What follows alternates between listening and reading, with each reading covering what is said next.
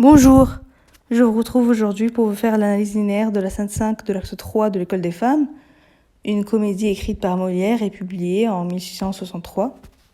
Et même si vous n'avez pas étudié cet extrait, ça peut quand même être un entraînement pour l'analyse, et donc vous pouvez vous entraîner pour la méthode. Et pour cette scène, il faut d'abord savoir que, donc, comme j'ai dit, c'est la scène 5 de l'acte 3 de l'École des femmes, qui est publiée en 1663, et c'est une grande comédie de Molière. Une grande comédie, la différence avec une comédie normale, c'est que ce concept, il rivalise avec la tragédie, qui est à l'époque le bon théâtre, entre guillemets. Et ce qui caractérise la grande comédie, c'est qu'elle est écrite en vers, elle peut insérer des moments pathétiques, elle traite de sujets politiques, culturels, philosophiques, voilà, etc. Ici, c'est la condition des femmes, et c'est la critique des mariages arrangés.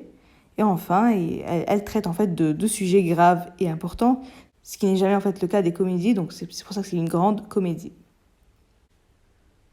Donc on va juste rappeler l'histoire. C'est Arnolphe, un barbon ridicule, qui entend épouser la jeune Agnès, qu'il a recueillie à la naissance et séquestrée chez lui, en lui refaisant la moindre éducation, partant du principe qu'une épouse idiote est une épouse soumise, donc une bonne épouse. Donc voilà.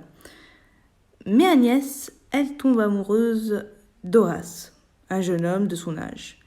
Et Arnolphe vient d'apprendre, avant ce monologue donc, de la bouche du garçon même, qu'Agnès a trouvé le moyen de lui envoyer une brûlante lettre d'amour. Et donc, c'est pour ça que je me pose la question suivante. Quels sont les deux sentiments qui animent Arnolphe ? Sinon, une autre problématique qui peut fonctionner aussi, c'est quelle est l'évolution d'Arnolphe au cours de ce monologue. Donc dans ce monologue, Arnolphe confine presque au personnage tragique en ce qu'il exprime deux sentiments distincts, une colère ridicule, certes, mais aussi un véritable désespoir qu'on peut qualifier de touchant en raison de la passion amoureuse. Le passage apparaît structuré par l'alternance de ces deux émotions, à savoir la colère et le désespoir. Donc, pour analyser ce passage, je vais le couper en 4 parties. Dans un premier temps, la colère provoquée par la révélation d'Agnès, donc à partir du premier vers, comme il faut devant lui que je me mortifie, jusqu'à où le diable à son âme a soufflé cette adresse. Ensuite, dans un deuxième temps, l'émergence du désespoir, et donc à partir de « enfin me voilà mort par ce funeste écrit », jusqu'à « et l'amour y pâtit aussi bien que l'honneur ».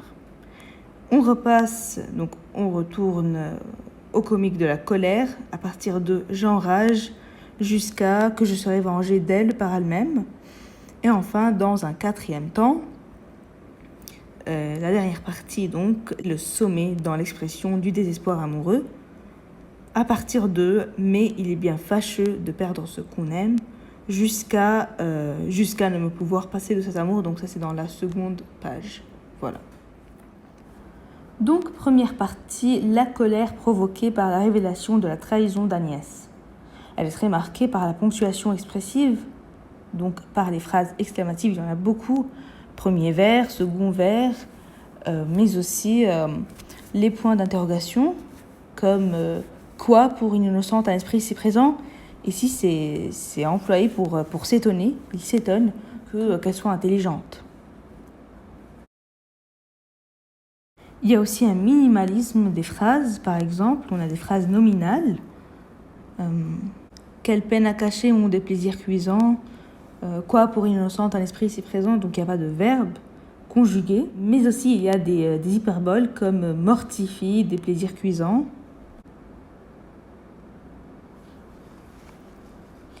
Et enfin, il y a la critique d'Agnès, bien évidemment, qui est qualifiée d'hypocrite par 3 procédés. D'abord, une antithèse qui est accentuée par le jeu des hémistiches.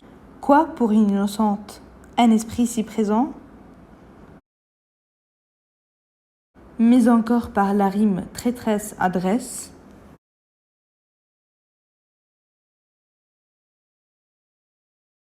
Et enfin par l'exagération.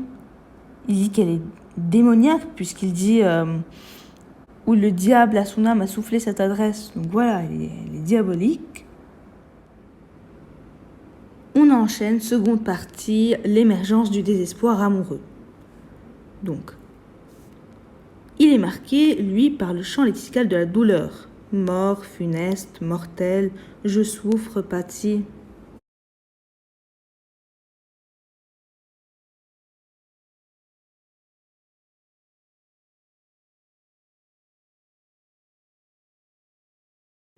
Mais aussi par l'expérience de la jalousie. Il est Horace. Il l'exprime par deux procédés. D'abord le substantif péjoratif le traître en position centrale.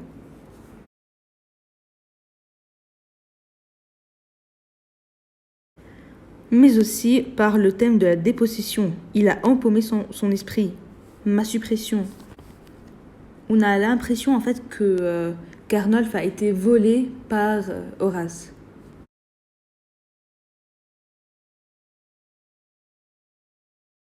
Mais enfin, l'aveu amoureux transcende la simple rage du cocu, donc qui est typique de la comédie, comme on le voit par l'indice d'ambiguïté, doublement aussi bien que